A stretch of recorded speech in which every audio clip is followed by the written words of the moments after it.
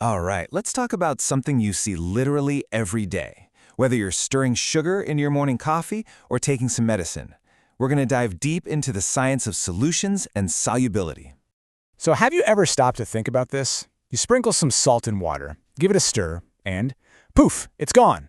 But try to do that with oil, and all you get is this greasy, separated mess. That simple little question right there is the key to everything we're going to unpack today, the fundamental rules of how things dissolve. Okay, so to get a handle on those rules, we first need to know the players in the game. Let's start with the absolute basics and figure out what a solution actually is. At its heart, a solution is just a perfectly uniform mixture, a homogeneous mixture. And it's always got two main parts. You've got the solvent, which is the main ingredient, the one doing all the dissolving. Think of it as the host to the party. And then you have the solute, which is the stuff being dissolved. That's the guest. So in our saltwater example, water is the solvent and the salt is the solute. Pretty simple, right? Just remember those two terms. They're the foundation for everything else. Now, dissolving isn't just an instant on or off thing. There's a science to how fast it happens, and lucky for us, some brilliant minds figured out a mathematical formula that describes it perfectly. Let's take a look. So this is it, the Noyes-Whitney equation. I know, it might look a little intense, but it's basically just the official rule book for the speed of dissolving, or what scientists call the dissolution rate. It tells us exactly how quickly a solid is going to dissolve into a liquid. And what's really cool is how each part of that equation connects to the real world. I mean, it takes into account things like the particle's total surface area, that little liquid layer molecules have to cross to escape, and, this is the most important part, the difference in concentration. That difference is the real driving force. It's what pushes the molecules from that crowded space right around the particle out into the rest of the solution. Okay, so not all solutions are created equal. We can actually sort them into different buckets based on a couple of really key properties. First up, let's talk about concentration. So, a subsaturated solution, that's like a glass of iced tea where you could definitely still dissolve more sugar. A saturated solution is when you've hit the wall. No more sugar is going to dissolve, it's just going to sink to the bottom. And then there's this really weird one, a supersaturated solution. That's a special, unstable state where you've basically tricked the solvent into holding way more solute than it's supposed to. It's totally on a knife's edge, just waiting for one little nudge to crystallize. We can also classify them based on how well the molecules get along. An ideal solution is kind of this perfect theoretical dream where all the different molecules are attracted to each other with the exact same force. But in a real solution, which is pretty much every solution you'll ever encounter, the forces aren't equal. Some molecules stick together more than others, and they behave a little differently. All right, now for the fun part. We know what solutions are and how to classify them, but how do we control them? Well, it turns out there are 9 different factors. Think of them as levers on a control panel that we can pull to completely master this process. First lever, temperature.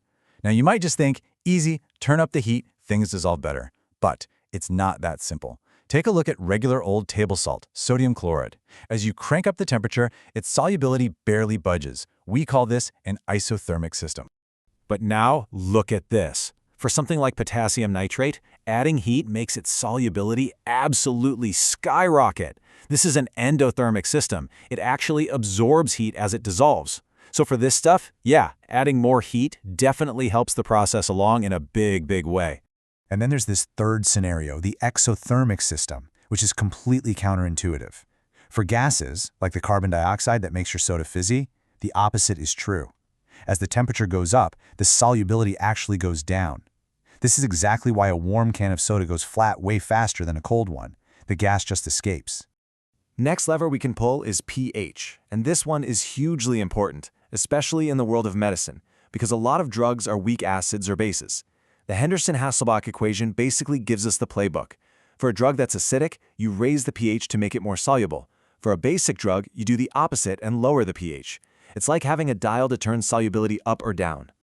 Okay, let's rattle off a few more. There's complex formation, where you can add a third ingredient to create a totally new, more soluble compound. The molecular structure itself is crucial. A tiny little chemical change can make a drug way less soluble, which can actually be useful for masking a bitter taste. And of course, there's the nature of the solvent. This all comes down to that old chemistry saying, like dissolves like. Now this next one is fascinating. It's called polymorphism. It means a single substance can arrange itself into different crystal structures, or polymorphs. Think about how carbon can form soft graphite for your pencil or super hard diamonds. Well, those different forms can have totally different solubilities. This is actually why old chocolate gets that white chalky film. The cocoa butter has changed its crystal form. For drug makers, controlling this is absolutely critical. Okay, check this out. It's called the common ion effect. This is what happens when you try to dissolve something in a liquid that already has one of its ions floating around.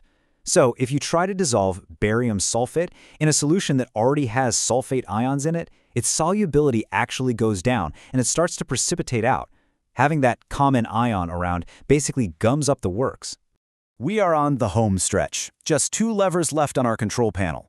First is particle size. This one's pretty straightforward. Smaller particles mean more surface area, and more surface area usually means faster dissolving. And finally, we have pressure. For solids and liquids, it's not really a big deal. But for dissolving a gas into a liquid, oh yeah, it's everything. And this is all described by something called Henry's Law. On the left, you've got normal pressure and a certain amount of dissolved gas. On the right, you crank up the pressure and you're literally forcing more gas molecules into the liquid. This is precisely how they carbonate drinks. They put them under high pressure to dissolve all that CO2 in there. So, we've just run through all 9 factors on our control panel. We've gone from the very basics to some pretty advanced stuff. But why does any of this really matter? Let's take a look at the real-world impact. While the impact is absolutely massive, especially in pharmacology, understanding solubility is how chemists and pharmacists do all of this incredible stuff. They can pick the perfect liquid carrier for a drug, figure out a molecule structure, protect a medication from being destroyed by your stomach acid, and even design those fancy controlled release pills that work all day. Every single one of these breakthroughs comes directly from mastering the principles we just talked about. You know, we started with a really simple question about why salt dissolves and oil doesn't, and we ended up with the knowledge to design life-saving medicine. You now know the fundamental rules and all the levers you can pull to control how things dissolve. So the real question is, now that you know the rulebook, what problems could you solve? What could you create?